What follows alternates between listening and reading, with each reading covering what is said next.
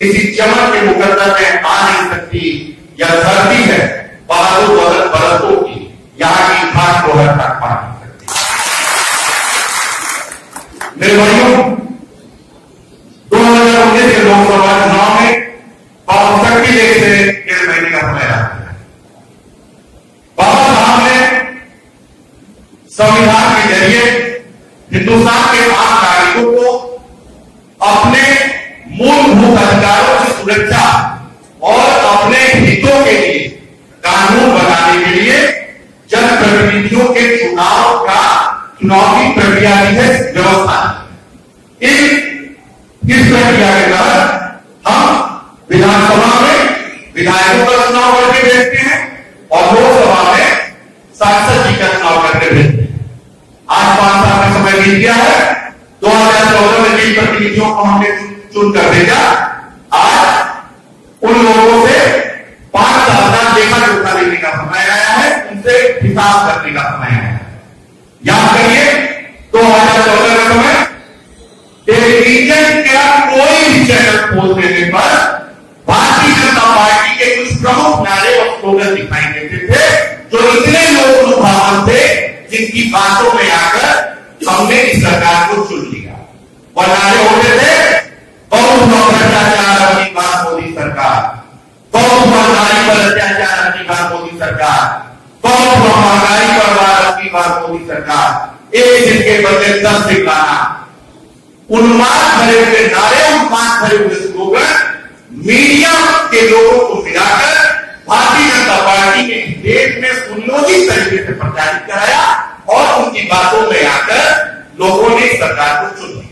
अब चूंकि 2019 का चुनाव आ गया है, बहुजन समाज पार्टी और समाजवादी पार्टी के जिम्मेदार कार्यकर्ता होने के नाते हम सभी कार्यकर्ताओं को बनता है कि उनका जो नुमाइंदा हमारे बीच में आए, उससे यह हम लोग पूछा जाए कि भ्रष्टाचार में जो उस वक्त के प्रमुख मुद्दे थे, कॉमनवेल्थ गेम घोटाला, 2G स्पेक्ट्रम घोटाला, जीजाजी घोटाला, कोलगेट घोटाला, क्या इन घोटाले से जो भ्रष्टाचारी लिप्त थे क्या वो जेल गए?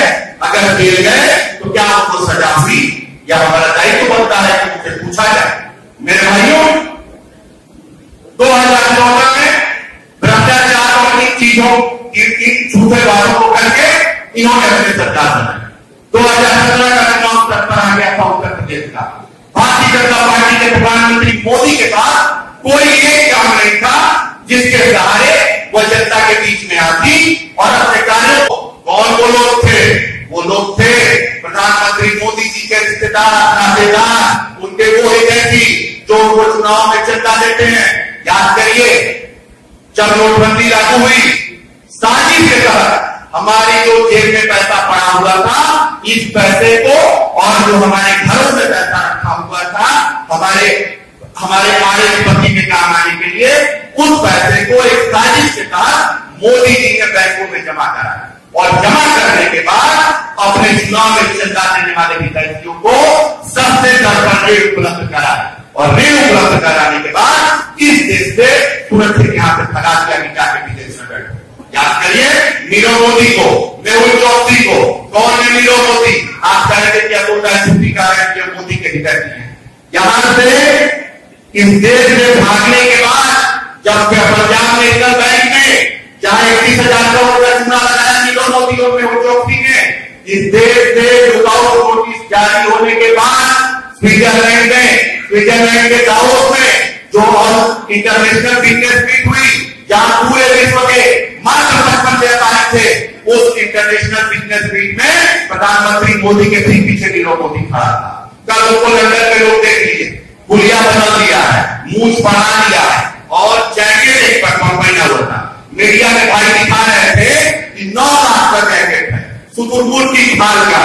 अरे भैया, जब प्रधानमंत्री मोदी का छोटा भाई है, अब मोदी जी 10 लाख का सूट पहन सकते तो भैया 9 लाख का पहन लिया तो कौन सा अच्छा है?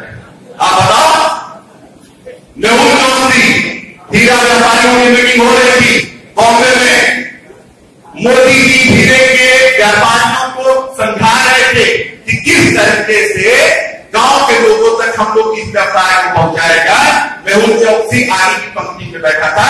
मोदी जी ने मंच से मयूर चौधरी का नाम लिया कि क्यों मयूर भाई ठीक है ना, काम धंधा ठीक चल रहा है ना, अगर किसी का नाम लेके मैं बुला तो सुधाकर भाई है, बाकी लोग मैं उनको जानता हूँ, बाकी लोग को नहीं जानता हूँ, मेरा परस्पर नहीं है, मिलना जुलना नहीं है, तब मैं नहीं जानता। मेरे भाइयों, ये झूठे और मकान लोग थे जिन्होंने साजिश के साथ 2014 और 2017 की सरकार बनाई। अभी 14 फरवरी को पुलवामा अटैक हुआ, 8 फरवरी को इंडियन इंटेलिजेंस सूचना जारी करती है कि आईईडी अटैक कश्मीर में हो सकते हैं। सेना का कोई भी मूवमेंट हो या कोई भी रहने की जगह हो, प्रॉपर सर्च कराई जाए, लेकिन इस सूचना को जानबूझ कर देखी की जाती है। सेना के अधिकारी अपने मूवमेंट के लिए हेलीकॉप्टर या हवाई यात्रा की मांग करते हैं, लेकिन उनके इस अगर आपको हमारा वीडियो अच्छा लगा तो लाइक करें, शेयर करें, साथ ही हमारे YouTube चैनल को सब्सक्राइब करना ना भूलें। लेटेस्ट वीडियो अपडेट के लिए घंटी बटन दबाएं।